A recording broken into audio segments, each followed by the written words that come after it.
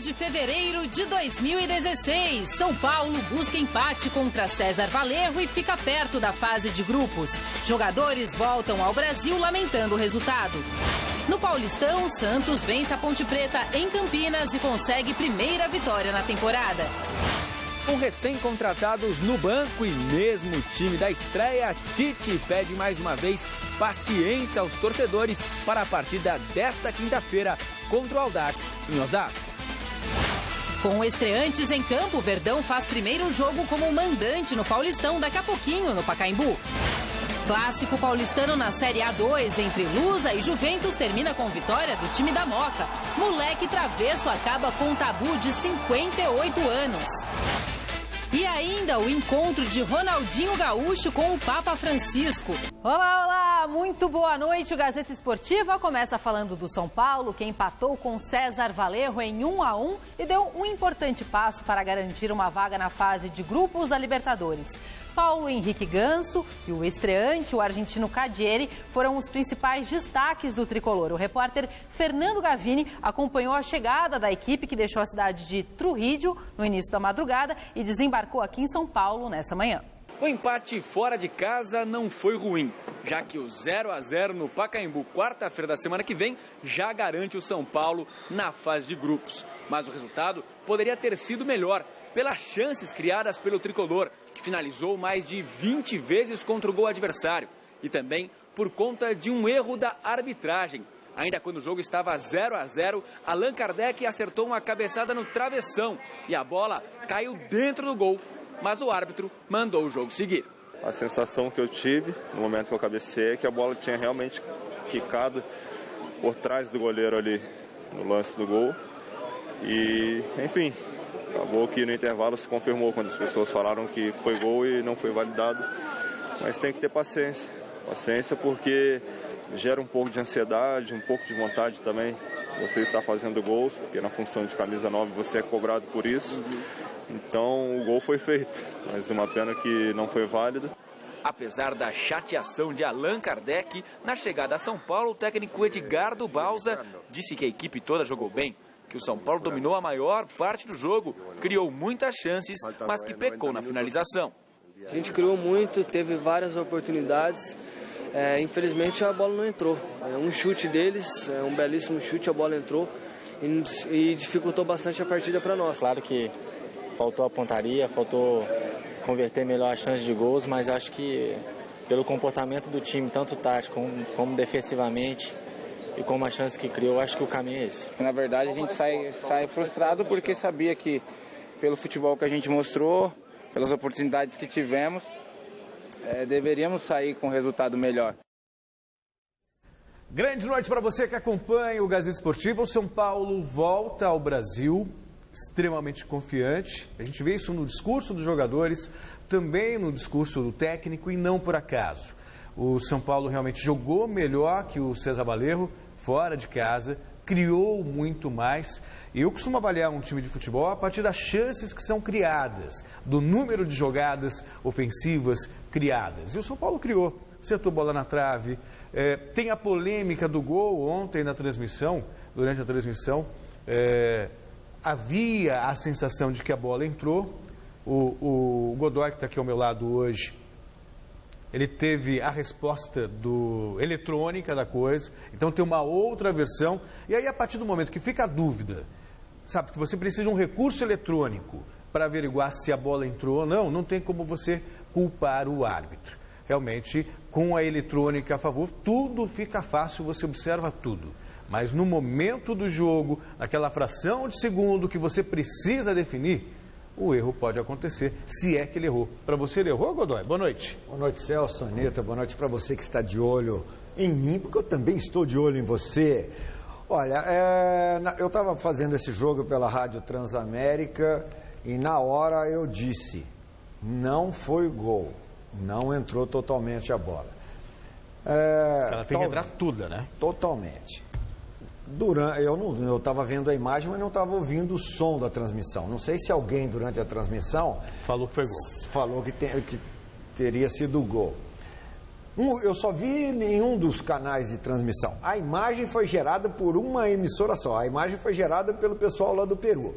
Então todo mundo tinha a mesma imagem. Agora, recurso eletrônico eu só vi no Sport TV. No Sport TV eles fazem uma cortina, né, na linha do gol, travessão e a linha do gol, e a bola não entra totalmente. Fica parte da bola para fora daquela cortina virtual que é feita através do recurso eletrônico da computadorização.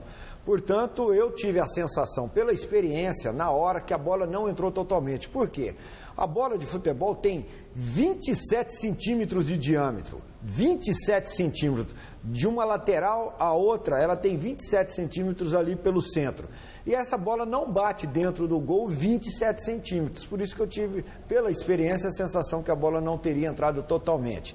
Então, pelo recurso eletrônico, o árbitro, não o árbitro, ali era o lance do assistente, o Luiz Vera acertou, não foi gol. Agora, se alguém acha que foi gol e alguém acha que não foi gol, procura-se uma terceira opinião. A terceira opinião é o recurso eletrônico. Mesmo que ele seja manipulado pelo homem, pelo ser humano, o recurso eletrônico hoje, ou ontem, disponibilizado no intervalo do jogo, mostrou que a bola não entrou totalmente. Então, o gol não aconteceu, a arbitragem acertou. Agora, o São Paulo criou muito, mas foi ineficiente, né, em não aproveitar todas as oportunidades. E o Allan Kardec, mesmo tendo esse respaldo aí do técnico no discurso, ele vai ter que fazer gol. Se ele não fizer gol, ele já está se sentindo pressionado. Viu, né? O italiano entrou, tocou na bola uma vez, fez o gol. O italiano não, o argentino vai jogar na Itália. Mas ele é descendente do italiano, né? Ele tem ascendência italiana. Então, o argentino entra, toca na bola, faz o gol, pô, já vem aí para ficar 6 meses de férias aqui no São Paulo. E ainda faz gol logo na primeira bola, pô. Aí o Allan Kardec vai tremer na base, né? Tomara que consiga o São Paulo ter 2 bons atacantes, porque o time está precisando. E você aí de casa, vote na enquete que está no ar no site gazetaesportiva.com. A gente quer saber o seguinte, você acha que o argentino Cadieri tem lugar no time titular do São Paulo? Sim ou não? Acesse o site, vote, resultado sai no fim do programa de hoje. Titularíssimo, sem discussão. Eu vou dar aqui o voto do Joca, taxista. O Joca, taxista, falou que o Calheri é perna de pau. Sério? Eu falei, ô Joca, você tá doido. Você tá doido, assim, você não vai arrumar cliente São Paulino, só porque ele é santista. É o Joca. O Joca secou o Cadieri. O Joca tá secando aí, falou que é caneludo. Eu falei, não, o Calheri vai ser titular tranquilamente nesse ataque do São Paulo aí. Ele joga ele tranquilo, titular. Se caneludo faz o gol que ele fez ontem, imagina se fosse gol de bola, né? Também que o Joca é motorista de táxi, ele não entende nada. Vamos de Campeonato Paulista. Em Campinas, a Ponte Preta recebeu o Santos. Depois da estreia com empate em casa, o Peixe se recuperou da má impressão deixada e venceu com gols da dupla de ataque. Veja aí na narração do Vinícius Rodrigues. Aí de novo o Nino. Partiu pra cima do Zeca, cruzou, tira Vanderlei. Aí o Felipe Azevedo tem a sobra. Girou, bateu Vanderlei. Alexandro! Não tá valendo impedimento marcado. O Alexandro mandou pra rede, mas não estava valendo. Lucas Lima. Aí o Gabriel ultrapassa em velocidade, essa jogada é característica do Santos. Gabriel fez o cruzamento no segundo pau, posição legal, tá lá! Gol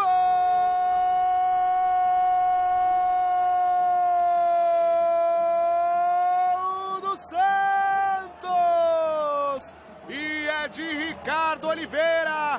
Na área tem Paulinho, tem Ricardo Oliveira. Lucas Lima faz linda finta pra cima do Nino, é pênalti! Pênalti do Nino Paraíba em cima do Lucas Lima, muito habilidoso.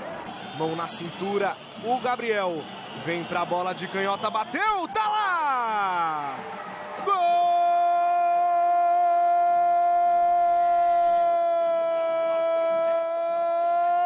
do Santos! É de Gabriel, o Santos aumenta a vantagem aqui no Moisés Lucarelli. Partiu o Gilson de canhota, bola pro Alexandre, desviada, Felipe Azevedo na trave! A bola desviada no primeiro pau, segue a Ponte Preta, tira Renato. Aí o Felipe Azevedo colocou na área de direito, desvio, Vanderlei, sensacional! Gabriel se aproxima, não teve domínio, mas ainda assim a bola fica na briga. Posição legal do Paulinho no travessão. Olha a sobra, Ricardo Oliveira protege o Ferron, ficou nas mãos do João Carlos. Tivemos um jogo muito complicado no domingo, a equipe deu uma boa resposta alguns dias depois. Vamos ver agora a nossa sequência, novamente um compromisso complicado, um jogo 11 horas da manhã num sábado. Fatalmente pegaremos ali uma temperatura altíssima, o espetáculo em si, a pouca recuperação, né, das duas equipes de uma rodada para outra. Eu espero que mantenhamos essa postura que tivemos e consigamos aí melhorar um pouquinho mais, que é tudo que nós queremos, gradativamente irmos atingindo aí o nosso melhor. Bom, o Santos, dos times grandes de São Paulo, assim como o Palmeiras, perdeu poucos jogadores. Perdeu o Marquinhos Gabriel, perdeu o Giovânio, que nem estava jogando como titular. Então manteve uma base. É verdade que precisa de reforço para o setor defensivo, mas a expectativa em torno do Santos ela é muito maior do que em relação ao São Paulo, que está montando um time agora, do que em relação ao Corinthians. E aí, apesar da estreia fraca diante do São Bernardo, ontem se recuperou vencendo a Ponte Preta por 2-0 fora de casa. É o que se esperava do Santos. Em contrapartida, a gente lembra que 6 equipes serão rebaixadas nesta edição do Campeonato Paulista. A Ponte Preta já perdeu 2 jogos. É bom abrir o olho. A Ponte Preta, além de ter perdido os 2 jogos, ela está num grupo dificílimo para conseguir a classificação. Não é só fugir do rebaixamento. Para conseguir a classificação, a Ponte Preta também está num grupo muito difícil. E esses pontos são irrecuperáveis, tá certo? O campeonato está no início, não dá para exigir muito. A Ponte teve uma alteração muito grande na sua formação do ano passado para esse ano, inclusive com a mudança de técnico. Não é um técnico de grife, não é um técnico que consegue, pelo nome, pelo passado, pelas conquistas, se impor e ganhar pelo menos um tempo de paciência da torcida. Ontem já teve xingamentos e pedindo já para mudar. E a torcida da Ponte é exigente. Eu acho que a Ponte, se com a tranquilidade, com o apoio do torcedor já seria difícil, imagina com a torcida já chiando e pressionando pelos 2 resultados negativos no início do campeonato. Tem que se cuidar a Ponte. E mais 2 partidas movimentaram a segunda rodada do Paulistão. O Red Bull venceu o Capivariano fora de casa e o Ituano empatou com o Linense em Itu. Vamos aos gols. Depois de empatar com o São Paulo na estreia, o Red Bull visitou o Capivariano e o atacante Roger decidiu o jogo para o time visitante. Ele marcou 2 vezes e deu a primeira vitória ao Red Bull no Paulistão. 2-0 e liderança provisória do Grupo D. O Ituano recebeu o Linense no Novelli Júnior e Bruno Moura usou a cabeça para fazer 1-0 para a equipe visitante. Já no segundo tempo, o Marcão desviou a bola no meio do caminho e definiu o empate no Itu. 1-1. O assunto agora é o Campeonato Paulista da Série A2. O Juventus venceu a Portuguesa por 1-0. Não, santo! Olha o Estevão Soares, assim não aguenta, meu! Olha o Toninho lá da Dona Maria Helena, já tá dando pirueta lá, gente, pô! Susto, assim não dá, Estevão Soares! Pô, nem 2 jogos não ganhamos 1, caramba! Eu tomei maior susto, cara. Não! Bom, e acabou com um jejum de 58 anos. Ai, tomar um calmante. A última vitória do moleque travesso dentro do Canindé tinha acontecido no dia 23 de junho de 1958, quando o time da Moca ganhou da Lusa por 3-2. O repórter Felipe Esboril acompanhou o duelo entre as 2 equipes que tentam voltar à elite do futebol paulista. Um clássico de muita história e tradição do futebol paulista. O Derby dos Imigrantes, como é conhecida a partida entre Portuguesa e Juventus, que no passado já deram muitas alegrias aos torcedores. Mas agora a situação é bem diferente. Ambas estão na 2ª divisão do estadual e buscam dias melhores. A promoção de ingressos fez o torcedor comparecer ao Canindé. Bastavam 2 garrafas PET para trocar por uma entrada. O moleque travesso começou estragando o vira-lusitano. A defesa da Portuguesa parou e Adriano Paulista mandou essa bomba de fora da área. O goleirão Douglas aceitou. Uma jogada que o nosso back Luan cabeceou, tinha um jogador nosso mal posicionado, ele estaria que estar acompanhando essa segunda bola para pegar essa segunda bola. Não, ele não acompanhou, o jogador do Juventus recebeu sozinho. Eu só vi que foi um baita de um chute muito violento. Eu estava com dois, três jogadores na minha frente. Não posso precisar para você se houve falha, de repente, do Douglas ou não. A Lusa quase empatou neste lance, só que o zagueiro Astorga impediu na linha. No segundo tempo foi Adiel que quase aumentou a vantagem do Clube da Moca. Desatento, o ataque do Juventus perdeu ao menos mais 2 chances de gol. Inacreditável foi o que o atacante Dominique fez. A torcida do Canindé foi a loucura. Mas não teve jeito. O torcedor da Lusa foi triste para casa. Viu a primeira derrota do time em 2016. 1-0 para o Juventus, que quebrou um tabu de mais de 58 anos sem vencer no Canindé. Uma noite para esquecer, né? Uma noite que nós esperávamos terminar com uma vitória e nos custou muito, muito mesmo, porque quando você espera, mesmo com o empate que nós tivemos no domingo, nós conversando, eu achei que a equipe teve uma boa postura, teve uma boa performance. Hoje, principalmente no primeiro tempo, eu acho que nós erramos muito.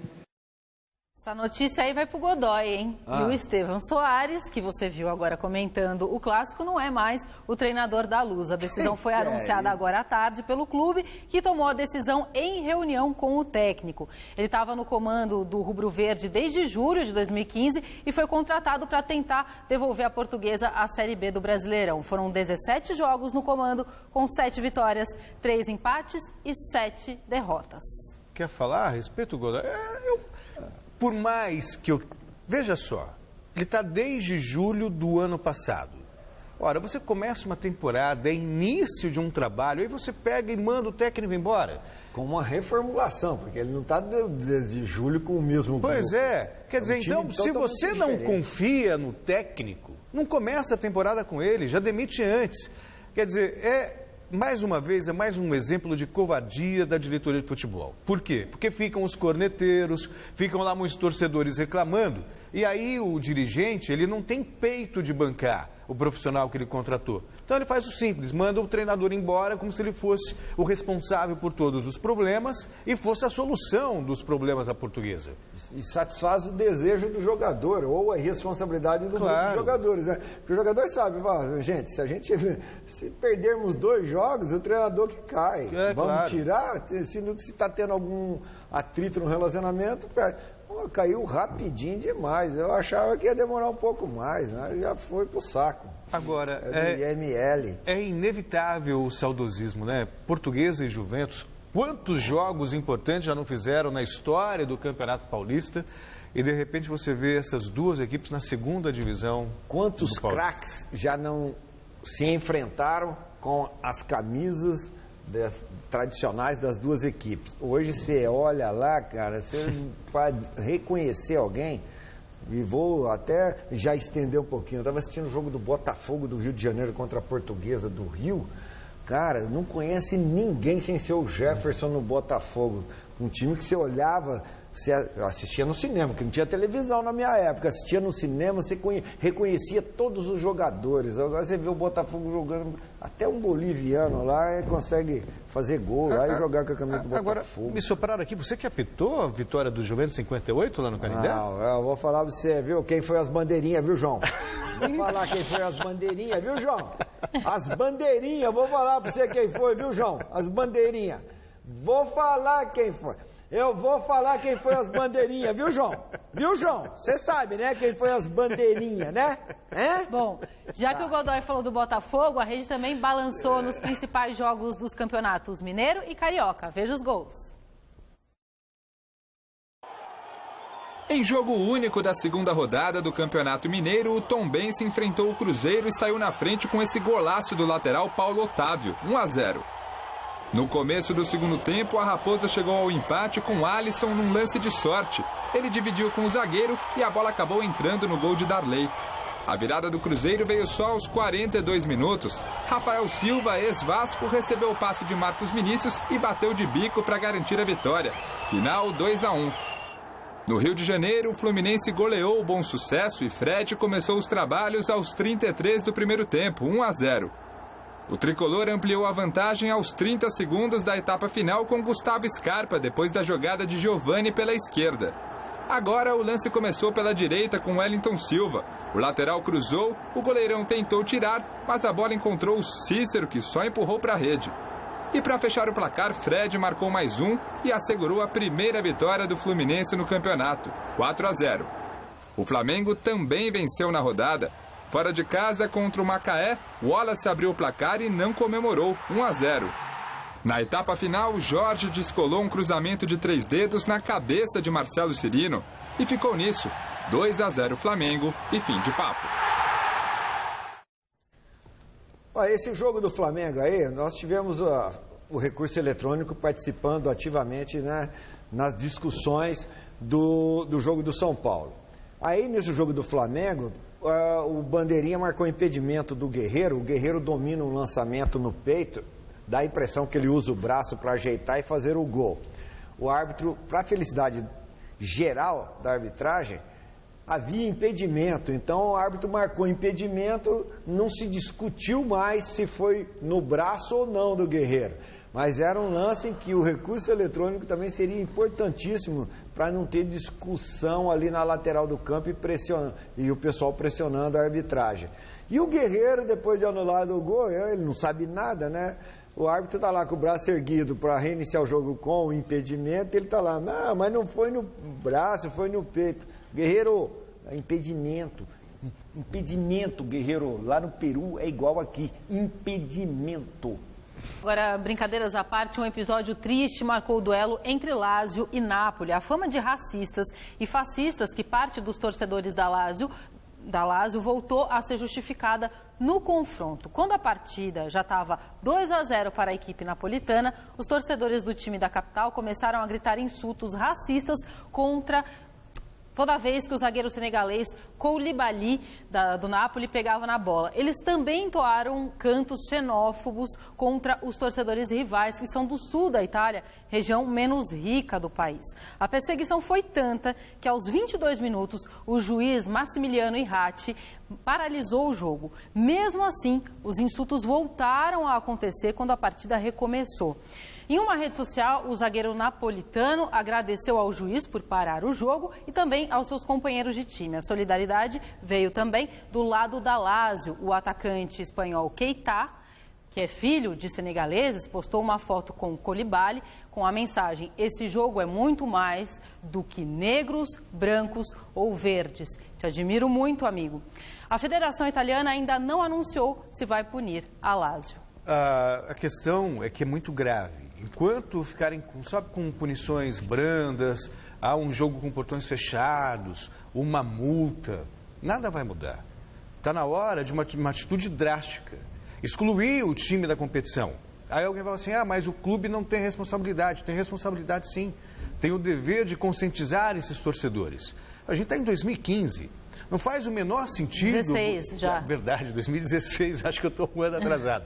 Mas enfim... eu pensei que era VT. Não, 2016.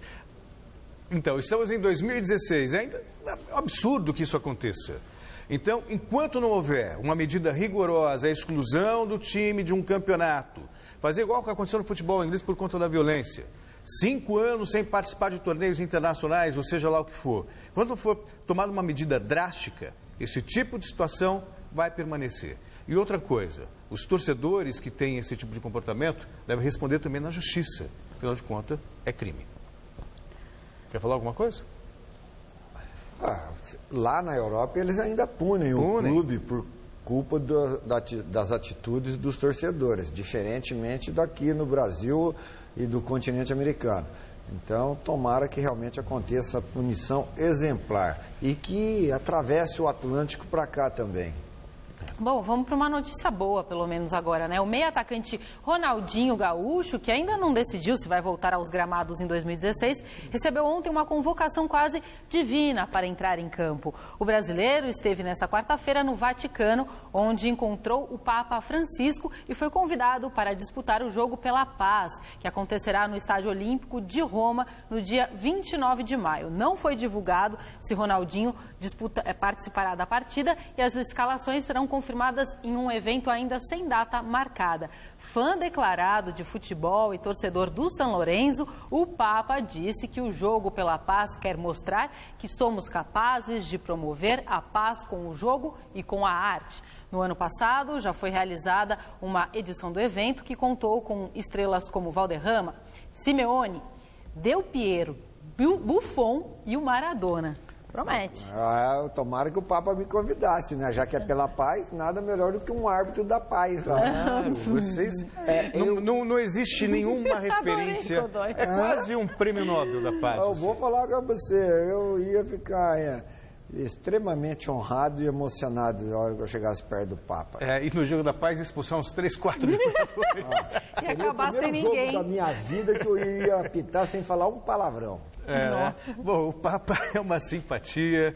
O Ronaldinho Gaúcho não sabe se volta, se jogar, se não volta a jogar. Vai bater uma bolinha assim. Vai bater, né? No jogo da paz, né? Tá certo. Tá com moral ainda o Ronaldinho. O que você faz? Muito mais do que fez no passado, né? Do que ele tá fazendo agora.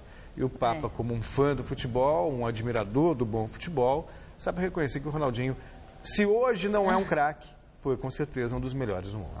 Mas a imagem dele ainda é muito positiva como jogador de futebol. Tanto é que a Anitta citou nomes aí que são ex-jogadores de futebol. Claro. Alguns ainda estão atuando, como o Buffon, em alto nível. O Del Piero, se não me engano, está lá nos Estados Unidos, não é? Mas o Ronaldinho é que ele não quer jogar mesmo. Ele teria condições de jogar tranquilamente ainda. É que ele não quer, né? O negócio dele é fora do gramado, farra, festa. É verdade, isso aí é verdade. Um pouco do que ele ganhou. Ok.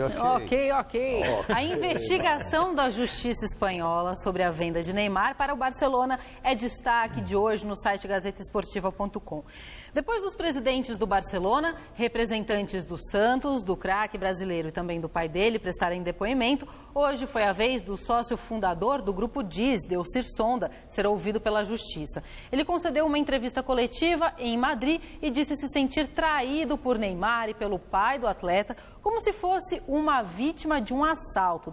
Delcir Sonda disse não ter sido avisado sobre as negociações entre o Santos e o Barcelona e que ficou refém dos valores que foram anunciados. O empresário falou também que o pai de Neymar fez uma proposta de 4 milhões de euros para adquirir os 40% dos direitos do atleta que pertenciam à DIS. Isso quando o passe dele já era estimado em 70 milhões de euros. Para mais detalhes sobre a coletiva de imprensa e a investigação toda aí do caso Neymar, acesse lá gazetaesportiva.com. Gente, eu não aguento mais falar disso. Mas se você me permite um comentário, só uma análise sobre o caso. A gente sabe que os direitos federativos pertencem ao clube e muitas vezes esses direitos federativos são divididos. Então, se o cidadão, um empresário, uma empresa, seja lá quem for, agora não pode mais estar proibido pela FIFA, adquire 40% dos direitos federativos, obviamente, quando esses direitos federativos são vendidos, ele tem direito a esses 40% que ele investiu no passado. Sim. É um investimento. Se render mais do que ele investiu, é lucro. Se render menos, é prejuízo, mas faz parte do negócio.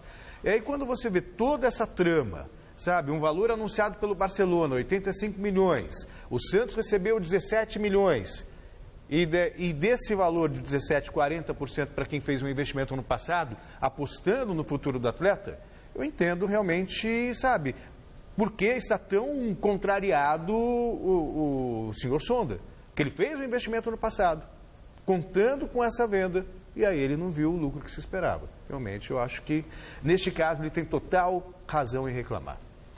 Independentemente do valor, dos valores, do lucro, o que houve aí foi um rompimento de confiança, relação de claro. confiança. Porque lá no início, quando ninguém sabia se o Neymar ia brilhar ou não, tornaria o que hoje é, o pai do Neymar ganhou dinheiro. Lá no comecinho ganhou dinheiro. Eu ouvi gravações, né, do pessoal do Sonda aí, deixou eu ouvir, né, do diálogo do pai do Neymar com o pessoal do Sonda.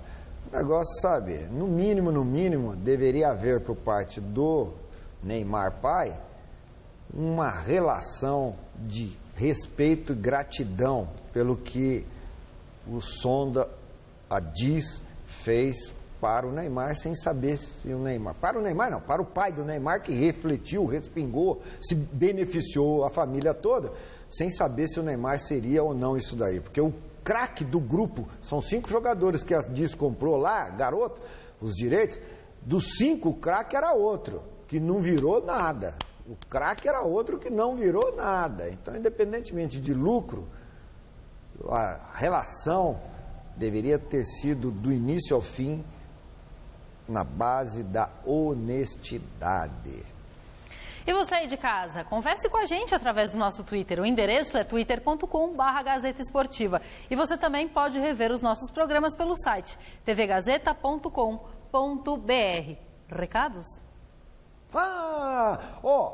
Domingo acaba o torneio de minicampo lá em Bálsamo. Em Bálsamo, feito pelo João Beleza. Domingo lá vai ter tudo. Tem até... Não, striptease não vai ter, não. O João Beleza falou que striptease não.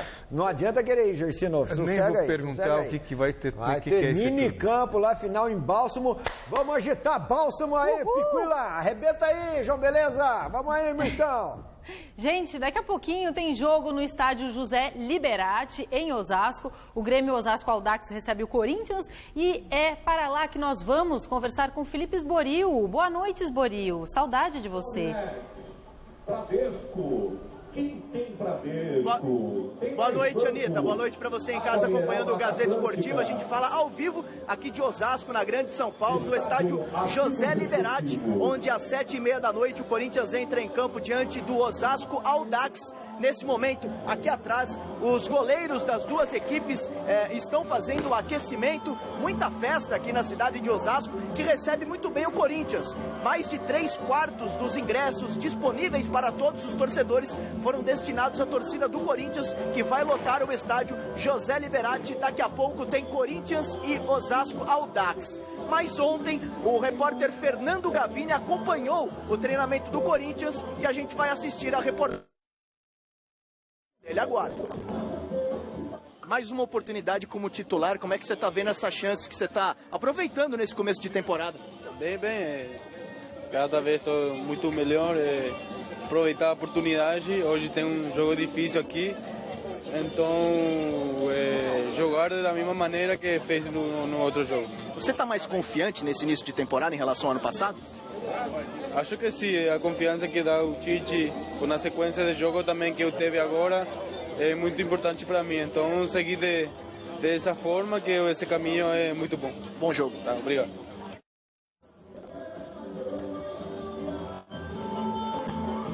Não, você não... enganado em casa não, de ontem, mas você assistiu o Romero chegando ao estádio aqui há poucos instantes. A gente gravou com ele, que é ele que será titular, está confirmado, escalado pelo técnico Tite. Ele foi o autor do gol contra o 15 de Piracicaba na vitória na estreia do Paulistão em 2016. Ele vai para o jogo, está muito motivado nesse início de temporada. Agora sim, a reportagem de ontem com o técnico Tite, do repórter Fernando Gavini. O Corinthians trabalha duro para recuperar o terreno perdido depois de perder 6 titulares do time campeão brasileiro no ano passado. O jogo de estreia na temporada, domingo em Itaquera, não foi dos melhores. Mas pelo menos o Timão conseguiu no finalzinho arrancar a vitória por 1-0 sobre o 15 de Piracicaba. Os comandados de Tite voltam a jogar nesta noite contra o Audax, com a mesma escalação usada na primeira rodada. Eu digo assim, se um atleta não tiver o direito de jogar mal uma vez e continuar na equipe, como é que ele vai adquirir uma regularidade e confiança? Ele vai vendo que o técnico tem coerência, que o trabalho ele tem coerência, que a gente tem uma relação de continuidade também. Neste início de trabalho, Tite tem optado por reservas em 2015 como titulares, nos lugares dos jogadores que deixaram o clube. Iago na defesa, Bruno Henrique e Rodriguinho no meio-campo, Luca e Romero abertos com Danilo centralizado no ataque. Enquanto isso, Tite vai adaptando os recém-contratados a seu esquema de jogo, já imaginando onde pode encaixar cada um deles. Giovanni Augusto é bem móvel, lépido, ágil, numa posição lateral onde tem transições mais longas, pode jogar por dentro ou por fora. Guilherme já por dentro, por quê? Porque é um jogador mais técnico. Malcom tá para Luca, jogador de sprint, para Marlone. Então a gente adapta primeiro, diagnosticar as características e depois apressar o tempo. Duro é saber quando esse time estará pronto para render tudo que pode. O corintiano se pergunta se na estreia da Libertadores, dia 17, contra o Cobresal no Chile, já poderá ter uma ideia do que esperar do Corinthians em 2016. Mas nem Tite sabe ainda o que responder. O primeiro semestre, presidente, eu falei, eu não sei o quanto a equipe... Eu fiz assim até um ponto de interrogação. Eu não sei. Enquanto profissional, eu não sei. Eu não sei o quanto ela possa crescer. Nós vamos trabalhar para apressar esse processo, mas eu não sei, não posso falar que estágio ela vai estar. Mas isso não quer dizer que Tite tenha ficado satisfeito com o que viu contra o 15. Contra o Audax, com a mesma formação da estreia, o treinador espera ver evolução. Falei para os atletas, tecnicamente eles vão estar mais com as tomadas de decisões e o gesto técnico mais limpo. Semana passada eu apressei também, fiz muito trabalho tático e botei uma intensidade muito grande. Eles vão estar com uma situação mais limpa, as escolhas, o gesto técnico, a finalização, o cruzamento, ele vai estar melhor. A decisão técnica vai estar melhor.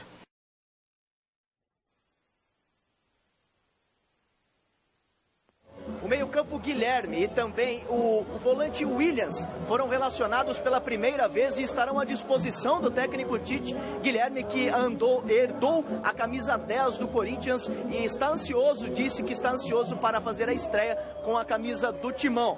Na tarde de hoje, Giovanni Augusto assinou o contrato por 4 anos e já era novo reforço, será anunciado nos próximos dias, mas oficialmente foi anunciado pelo Corinthians, assinou o contrato por 4 anos. Ainda não está à disposição do Tite, porque a papelada estava sendo pronta, sendo entregue esta tarde. André também deve assinar nos próximos dias e será novo reforço do Corinthians, que está escalado para o jogo de logo mais às 7h30 da noite aqui em Osasco, com Cássio no gol, Wagner, Felipe, Iago e Wendel, Bruno Henrique, Elias, Rodriguinho e Romero, Luca e também Danilo. O Osasco Audax também quer a segunda vitória neste Campeonato Paulista, comandado pelo técnico Fernando Diniz.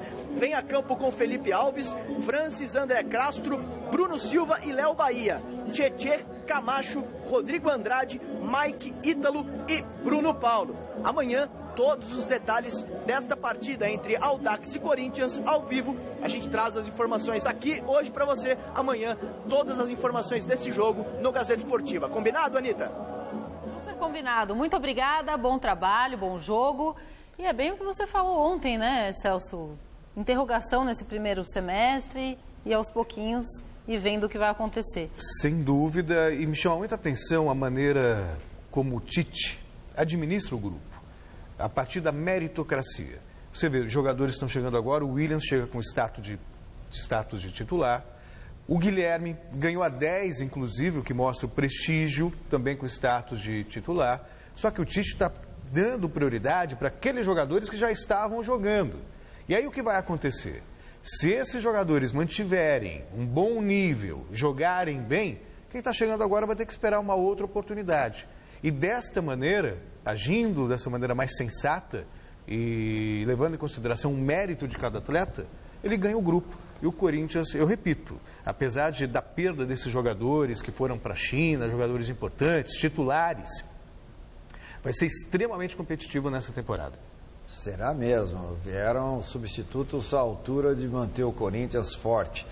E o que é importante é que a concorrência, a disputa pela titularidade, faz com que todos os jogadores envolvidos se mantenham sempre no nível elevado. Agora o problema é saber como que alguns aí vão se comportar fora de campo, porque se em Belo Horizonte eles já arrumavam confusão, Imagine São Paulo. Você se refere a quem, especificamente? A quem precisou... De Belo Horizonte veio o Guilherme. Não, o Guilherme não veio de Belo Horizonte, né? Veio, mas esteve por lá. Mas também conhece bem as bilheterias de Belo Horizonte. Bilheterias.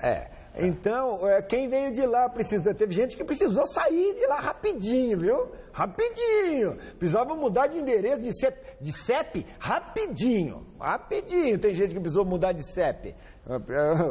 Vai precisar ver, né? Se não vai ficar um pessoal aí na ponte aérea, aí BH, São Paulo, BH. Bom, gente, daqui a pouco, às 9 da noite, o Palmeiras faz o primeiro jogo como mandante nesse Paulistão. Com o Allianz Parque ainda em obras, né? O Verdão faz a estreia diante da própria torcida no Pacaembu. Para o jogo, o técnico Marcelo Oliveira deve promover algumas estreias, mas o Dudu, destaque contra o Botafogo, continua no time. Veja os detalhes na reportagem do Alexandre Silvestre. Dudu, alviverde, nasceu de uma dividida entre Palmeiras, Corinthians e São Paulo. Contratado pelo Verdão a peso de ouro, o meia-atacante sentiu a pressão inicial, a de ser estrela, ídolo antes mesmo da bola rolar.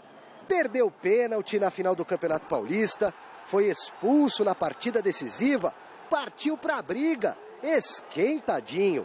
Aos poucos colocou a cabeça no lugar e o pé na forma, dando a volta por cima e confirmando toda a expectativa que pairava sobre ele na finalíssima da Copa do Brasil. Cheguei com grande expectativa de uma grande contratação e no começo da temporada do ano passado as coisas não vinham acontecendo muito bem e teve aquele episódio no Campeonato Paulista e eu vi que deveria mudar, vi que devia dar uma resposta melhor, né, por tanto de dinheiro que foi investido em mim. E eu acho que com a chegada também do Marcelo, como eu falei, me ajudou bastante, não só ele, como a comissão dele toda. O principal trabalho do técnico é tentar tirar o máximo de cada jogador e fazê-lo jogar como equipe, né, no sentido coletivo. E eu acho que os méritos são todos do Dudu e ele precisa até ter objetivos ainda maiores. O ataque do Palmeiras, com Dudu e Gabriel Jesus, ganha o reforço de Lucas Barrios, que ainda não estreou na temporada por causa de dores nas costas. Arouca e Zé Roberto descansam. Egídio e Jean vão para o jogo. Foi assim no coletivo de véspera. Resta saber se a troca de peças manterá o ótimo desempenho defensivo do Verdão no ano. Acho que nós fizemos um jogo eficiente, né, nessa estreia e com uma tendência a um crescimento, a uma ascensão pelo elenco que tem, né, pelo número de jogadores e pela qualidade dos jogadores e também muito pelo comprometimento desses atletas no treinamento. Então, pelo jeito, a escalação do Palmeiras, a tendência de escalação para logo mais contra o São Bento, 9 da noite no Pacaembu pelo Campeonato Paulista, é de Fernando Praz no gol. Na defesa, Lucas, Leandro Almeida, Vitor Hugo e Egídio na lateral esquerda. 2 volantes, Thiago Santos e Jean.